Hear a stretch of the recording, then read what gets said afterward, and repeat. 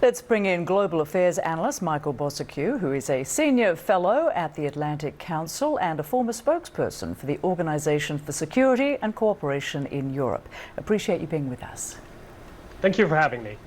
So Ukraine's military chief says his troops are now in control of hundreds of square miles of Russian territory in the Kurk region, resulting in Russia ordering evacuations as Ukraine pushes further into the country. What's Ukraine's endgame, and can it hold this territory? Sure, good to be with you, Rosemary. Well, the numbers are pretty stunning, about 1,000 square kilometers.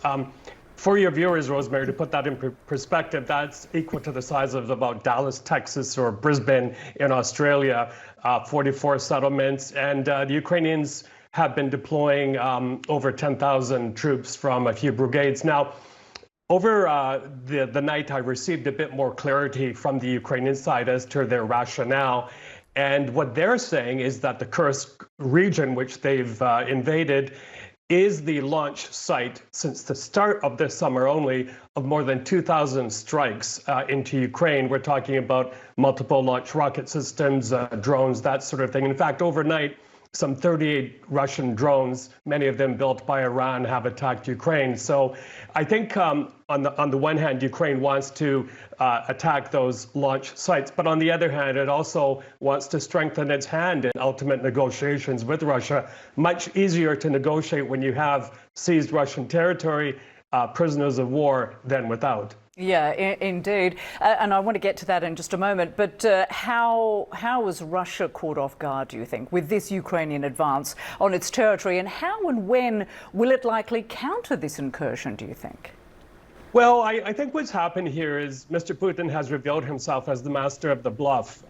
My friend and colleague at the Atlantic Council, John Herbst, he's a former ambassador to Ukraine, has frequently described Mr. Putin as a con man, using his ability or his potential capability to use tactical nuclear weapons to scare the West into forcing Ukraine not to escalate further. So another big red line has crossed with very little response from Mr. Putin. I think it's very, very difficult for him to respond because Russia has deployed so many resources to the Ukrainian front line. And also, we have to remember that years and years of corruption within the Russian Defense Ministry has basically hollowed it out, hence the firing of officials, the replacement of a minister not long ago. They're not in very good shape to handle this. Now, you mentioned Ukraine strengthening its hand. So if Ukraine is able to hold this territory, does it plan to negotiate an exchange for Ukrainian land occupied by Russia and for prisoners of war, as you mentioned? Yeah, I'm pretty sure that's the strategy right now, to strengthen their hand and bring Russia to the negotiating table as quickly as possible, because there are two things happening in the background. One is the U.S. election, where a Trump administration could still get in, and then growing weariness domestically in Ukraine for this war to end. I mean, you know very well, I've been based in Odessa for so long, and I see day by day the deterioration of the economy and that sort of thing. So it's very, very important to bring this to an end. And finally, as those U.S.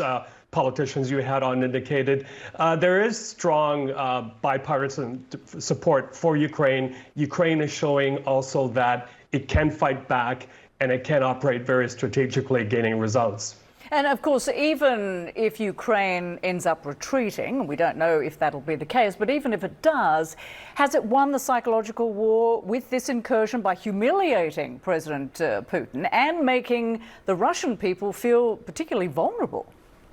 Oh, absolutely. You know, it's interesting to watch the reaction of Russians, is that you don't see any active resistance or, them, fighting Ukrainian troops or blowing things up. It's this passivity that is happening, which is very interesting. But, I think also at the back of people's minds, whether it's in the White House or on the ground in Ukraine, is that Putin can act very irrationally if he's backed into a corner. And the fear there is that he still does have that Zaporizhzhia nuclear power plant under Russian control. There could be a staged mistake, so to speak, at that plant, and that could have devastating consequences. So everyone has to keep that in mind as well. And how are Russians dealing with the news that Ukraine is moving inside their country?